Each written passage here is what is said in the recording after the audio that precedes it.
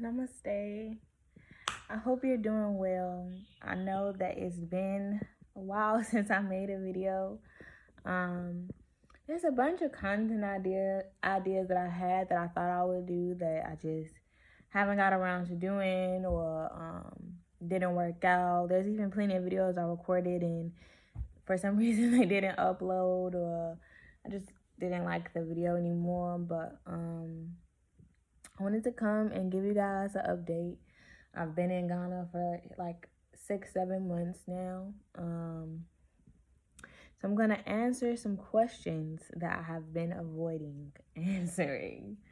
I figured that would be like something fun and I wouldn't have to like pressure myself too much, right? But it is just a little bit of pressure, right? So we're done the questions. How many is it? 1, 2, 3. It's only 9. Well, that's cool. Completion, right? So we have 9 questions, or I have 9 questions. So question number 1: where have I been? So I've just been really focusing on myself and like I think rediscovering what I like to do. Now I'm a bit older. I live alone again. I've lived alone before, but I'm living alone in another country and I don't have access to like I really like museums. Um and like I don't know,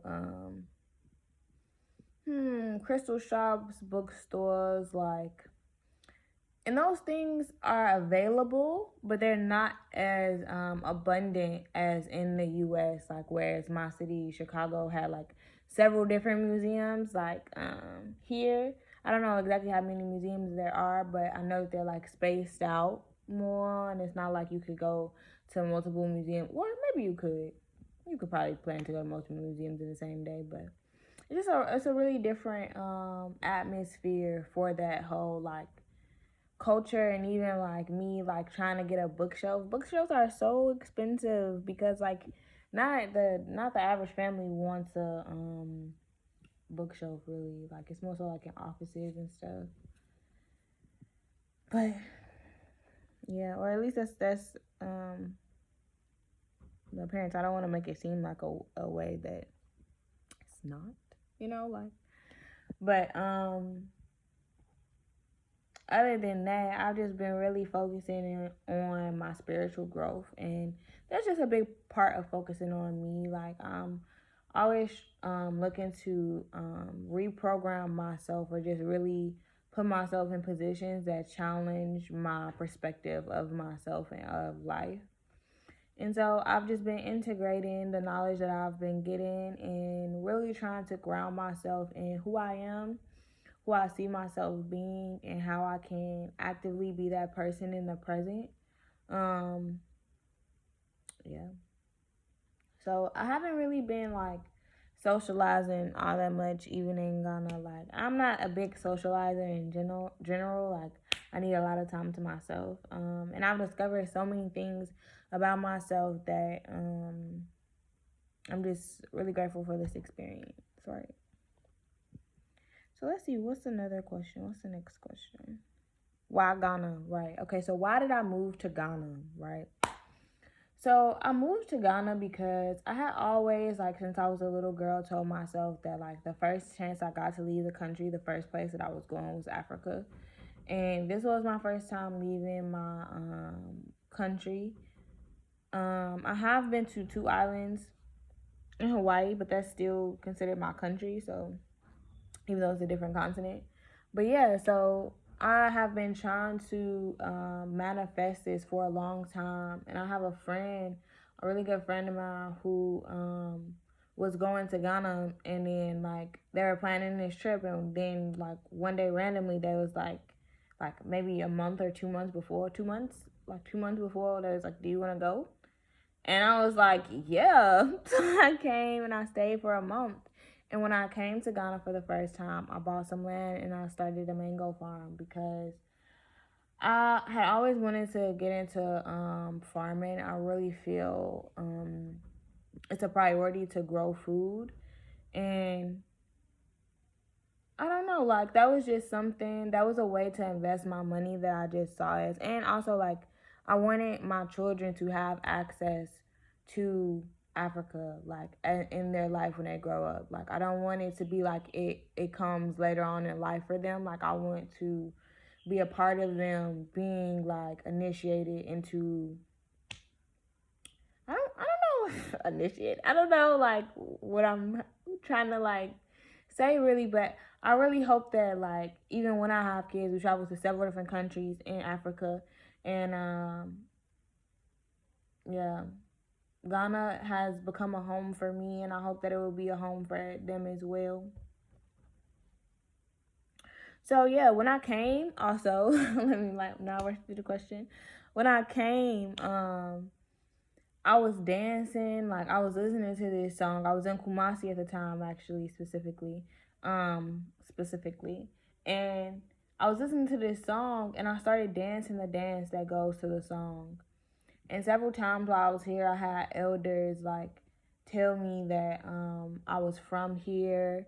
And even people now always tell me that I just seem so comfortable and like I've lived here my whole life. Like, I don't know what it is really, but I just feel very comfortable and at peace in Ghana. And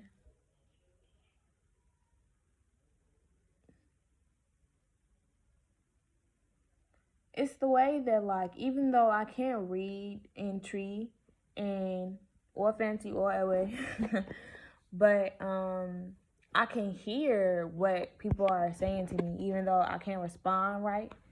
So I don't know. It's just if it's in you, it's in you, right? And I feel like Ghana was always meant for me and meant for my path, and I'm grateful for it to have been the first country that I was in, that I lived in outside of my own country. This is the first country I celebrated a birthday in outside of the country I was born in. Yeah,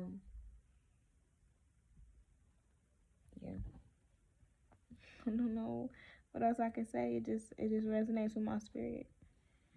How much is my rent? People ask me this all the time, right? I have avoided this question just because, like, wow, like, people be so nosy. But I'm going to tell you now because why not? I don't feel like it is worth hiding. It's not like I'm hiding it really, but it's just like, I feel weird when, like, people ask you questions that don't got nothing to do with them. But, hey. So I paid 700 US dollars. US dollars. US dollars. US dollars a month. Yeah, so that's like maybe like $8,000. Rent is paid 12 months in advance, or at least I paid 12 months in advance. Yeah, so 700 USD, and that's actually kind of expensive for the area that I live in. But I live in a gated community next to a celebrity golf course, so I live in a really good place, and I really like my house, and it's super cheap for what I would be paying in the U.S. Like $700 in the U.S. might give me a studio apartment, and that's might. But dating in Ghana, how is my dating experience in Ghana? I get asked this by Ghanaians even like every day. Like, to be honest, I'm not dating. Not just in Ghana, but kind of in general. I haven't really been like feeling it. Like for me, it's really something like I just gotta like, I don't know. If I click with a person, I click with a person, and if I don't, I don't. And I don't really force myself to date. I will say like I've had plenty of prospects, but none of them. And I went out on a couple of dates, but I realized quickly that it just wasn't for me at this time. Like I don't know. I'm just not feeling it. Like I don't feel like being in a relationship or dating somebody, like, and even in there, like, I don't really even feel like making new friends.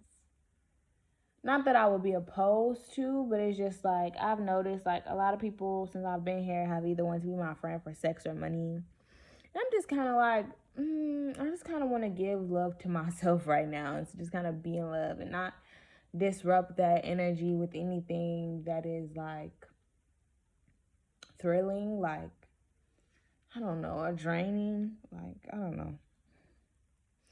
But yeah, I do hope I find my husband. I'm not gonna lie, my Jodas chart told me that I might get married like sometime in the next 3 years. So if that happened, that would be dope. Cause I've always wanted to get married young. And honestly, I feel like I'm that type of person. Like I'm the type of person that I'm committed to one person like long term more than like I don't like dating. I just don't like dating. I don't know why, but I don't like it. Yeah.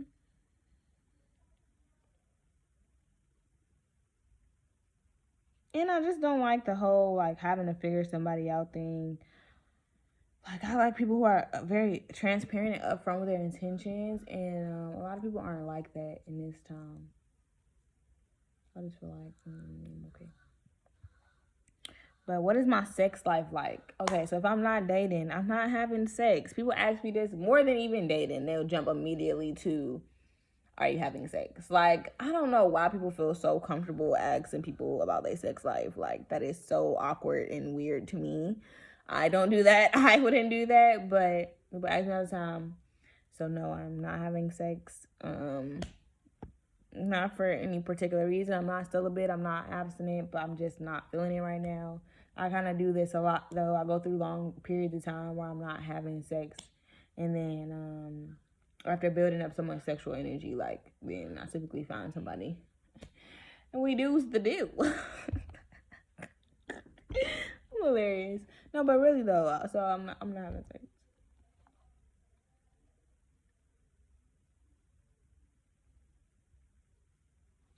How is my mental health? So I would say that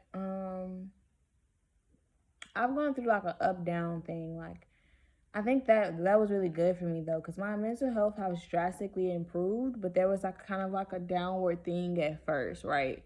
When I didn't have like all my stuff, when I didn't have my car, when it was just like really fresh and new, and I was like in this country alone, and like stuff was happening with my family, like then I was feeling like not necessarily sad, but I was just really like more so I spent a lot of time alone, but at that point in time I kind of felt isolated rather than alone. And I wasn't even isolated. Like at that point in time when I first came, like my first month, I was socializing a lot. I was going out a lot. But I think because I didn't really take that time in myself to ground myself in this new energy, it just got to be very draining for me because I'm very energy sensitive. Yeah. So my mental health, I would say, is on a up and up. Like at the best place mentally that I've ever been in my life. Like mental health is definitely a journey. I'm supposed to be going to a mental health summit this month that's online. But like after my brother dying and everything, I really found empowerment in ways that I didn't know that I would because I had a very codependent relationship with my brother in the sense that he was very like codependent on me and sometimes like I don't know, I just had a like me and my brother, we had a lot of love, we were very close, but sometimes he was very toxic for me and my view of myself because he was very misogynist and luckily for me before he died he told me that that was one thing that changed about him and like he gave me all my flowers before he died before my brother died like 3 months before he died he told me that he was gonna die and so it hasn't been as hard I think as it would have to come to terms with him passing but and also I still talk to him in spirit because I am a channeler, I'm an oracle. But the way that it liberated me into like me saying what I want to say in my music because my brother like he's always been very uncomfortable with the fact that I'm attractive and so like I love crop tops, right? And he used to hate when I wear crop tops. So every time a guy looks at me, he's gonna point it out to me, like and it was always like he always made it my problem, right? To the point where I couldn't stand in my femininity like fully and like from an empowered place. And when he passed, one of the things that I asked him was to bring me towards somebody who he thought would protect me the way that he did because he was very protective over me. He did a great job making me feel like safe and secure. But he brought me to myself. And I think that that was what was most needed and most important to the point where I'm a single woman living on my own in another country. Like, And I was already very independent. I never felt like I needed like a partner really. But now I know for sure that I don't. And I'm so glad for that because I don't think that I was ever really rushing, really, but I did want it to happen fast, right? Like I've always wanted to get married young, but now I'm like, no, I really don't necessarily want it to happen fast. Like I really want to just like take my time and know for sure like this is for me because now I have so much to like sacrifice. It's not that I'm losing anything, but like just like I worked so hard to get to this point, right? And I'm not gonna let it go easily. Pretty much. When am I coming back to the U.S.? So I don't have any intentions or plans to come back to the U.S. At this point. I get asked this question a lot. At this point, like family and friends are starting to say they miss me, but like I said, I've spent a lot of time alone, and I wasn't really used to like being around my family or even my friends all that much. Anyway, so it hasn't really, and now I've made new friends. So it hasn't really been that like hard for me to be away from them. Um, I do have my days that I miss them, but like not, I don't know. Like I don't miss them to the point where like I want to hop on a plane tomorrow. Like I don't know, I'm just kind of chilling, like living my life. So yeah, I don't have any plans of coming back to the U.S. I don't know when I'll come back. Um, my lease is up in November. At that point in time, I'll be deciding whether I'm going to stay in Ghana or I'm going to go back to the U.S. But I really don't like. Personally, I don't come from a very like close knit family, and my mom is immunocompromised, and with everything that's going on, like I would never like, even if she wasn't really, I wouldn't move back home. But it's just like I don't really, I don't know. I don't have no reason to live in the U.S. really, but like I will come in and out back and forth, because my family is there, right? But it's like I don't know. I don't really feel tired though.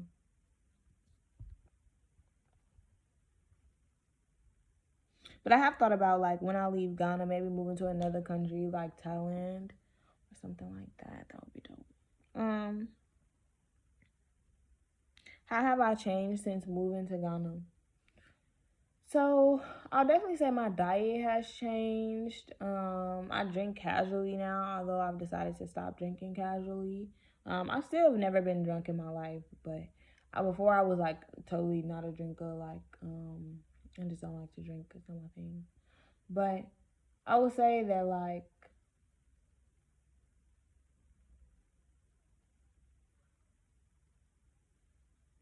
I'm a lot more open and grounded and secure in myself. Like I know myself outside of the context of my country and outside of the context of my culture, my like societal programming.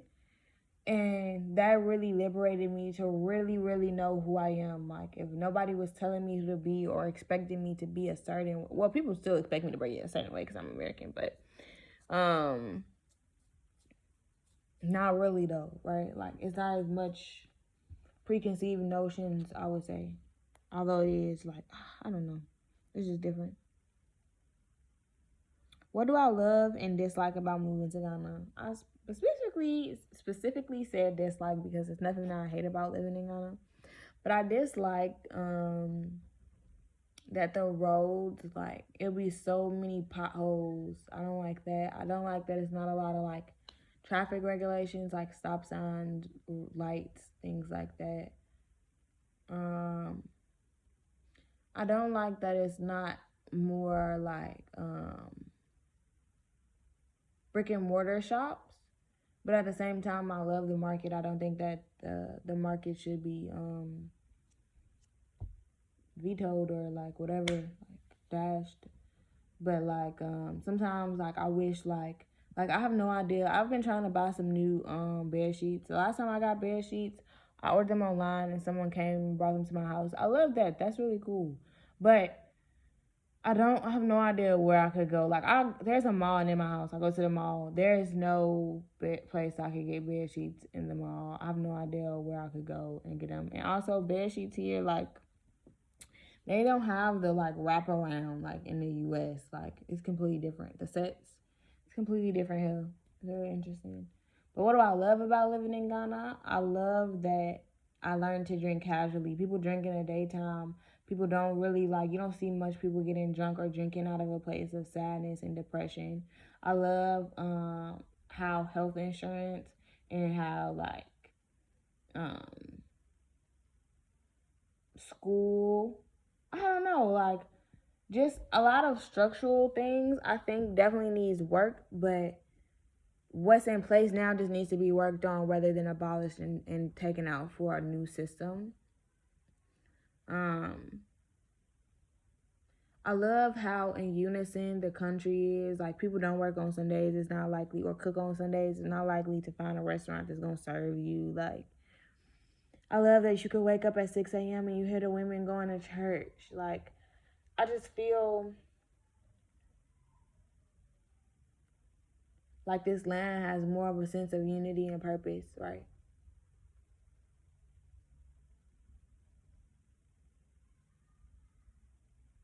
I also love, like, for the first time I had bread without preservatives. I had never had bread without preservatives in my life. Like, organic fruits and vegetables. Like, I love that life is in a middle point in Ghana. It's not super industrial and technological, and it's not like primitive or like, well, some parts are, but I don't think that that's a bad thing, right? Like, I love that, I appreciate that, and I feel like every country should be in that middle place. Like, none of us should be living in excess the way that we are, but that's just my own opinion. So I'm going to end this video now. Thank you for watching. If you watched all the way to this point, please leave either a Ghanaian flag or a sun emoji. Or maybe, you know what, leave your favorite emoji or ask me a question and I'll answer in the next video.